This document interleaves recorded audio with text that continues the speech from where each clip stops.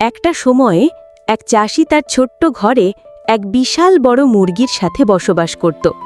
মুরগিটা ছিল বেশ অদ্ভুত, আর খাবার খেতে সে অসম্ভব ভালোবাসত। চাষিটি প্রতিদিন অনেক খাবার জোগাড় করে দিত, কিন্তু দিনকে দিন মুরগির খাবার পরিমাণ এত বেড়ে যায় যে সে আর ঠিকমতো সামলাতে পারছিল না। তাই একদিন চাষি ভাবল, এই মুরগিটা তো শুধু খেয়েই চলেছে, বরং মাংস করে খেয়ে ফেলি, কিছু লাভও হবে। কিন্তু ঠিক তখনই ঘটল এক অবাক করা ঘটনা। পরদিন সকালে মুরগিটা একটা আস্ত বড় সোনার ডিম পাড়ল।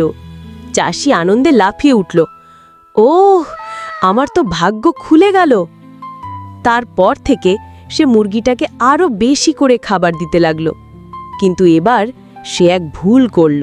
সে মুরগির খাবারে এমন এক ওষুধ মেশাতে লাগল যাতে মুরগি আরও বেশি সোনার ডিম পাড়ে।